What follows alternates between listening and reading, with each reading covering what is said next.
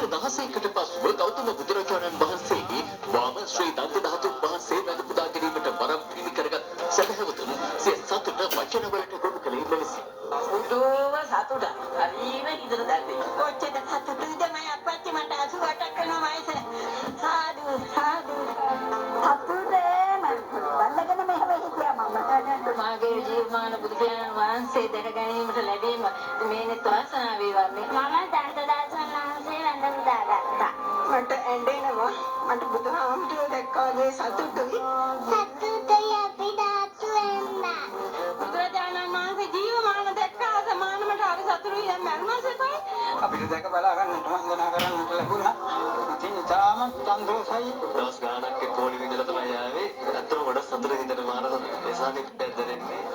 අන්න තරණ විදියට මේ අවස්ථාව ලැබුණේ කියන්නේ සතුටුයි. අතේ දැක්ක ලැබුණා.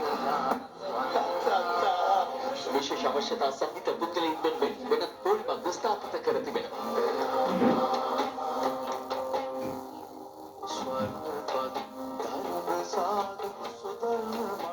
ගෞතම බුදුන් වහන්සේගේ වාම ශ්‍රී දන්ත ධාතුන් වහන්සේ සියසින් දැක බලා ගැනීමට පොලිමල රැඳී සිටමින් ගමන් ගැනීමට නොහැකි සදහැවතුන්ට මේ ආකාරයෙන් විශේෂ වැඩපිළිවෙලක් දියත් කර තිබෙනවා. වන්දනාමාන කිරීමේ කර්තව්‍ය පහසුවෙන් සිදු කිරීම සඳහා ඔබ මේ දකින්නේ ඔවුන් වෙනුවෙන් විශේෂ ජංගම සේවා රථ ක්‍රියාත්මක කරමින් ඔවුන් ප්‍රධාන ප්‍රවේශ මාර්ගයේ සිට මහවැලුව දක්වා රැගෙන යාමේ කර්තව්‍ය සිදු කරන ආකාරය. ඒ වගේම තමයි අපි සඳහන් කරන්නට අවශ්‍යයි විවිධ රෝගාබාධ සහිත නැත්නම් ඒ වගේම ආබාධ සහිත වූ විවිධ පාර්ශ්වවලට වන්දනා කිරීමේ හැකියාව මේ මගින් උදා කර දී තිබෙනවා. හරිසදී. කපිනා කපි මේ දරුවන්ට කොටම පිසිත වෙන්නේ. ඒක අන්තෝදයක තුනේ අපේ ජීවිතේ ජීවිතින් දැක්කෝ. දැන් දහම් දෙයක් ගන්න ලැබුණ ගන්න. මම තව සතුටු වෙනවා සියලු දෙනාටම. ඒකට වාසිය හැම දෙනාටම පිටන්නේ පාසනා කරනවා. ඔය හැම දෙනාටම දනදා සමිතියේ ආරක්ෂාව ලැබේවා කියලා මම ප්‍රාර්ථනා කරනවා.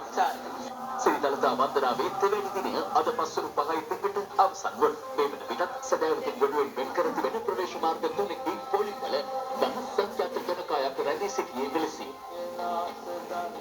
අපි ඇවිල්ලා කිලෝමීටර් 4ක් විතර දුරින් නම් ඇවිල්ලා දැන් දන්ලාම්බර ළඟට ළඟා වෙලා ඉන්නේ. අද අපිට වෙනවෙන බැරි වුණා. කොහොම හරි අද අපි දැන් ඉස්සරහම ඉන්නේ. ඒට අපිට ඉස්සලාම වෙන ගන්න පුළුවන් වෙනවා. හෙට සිට එළඹෙන 27 වෙනිදා දක්වා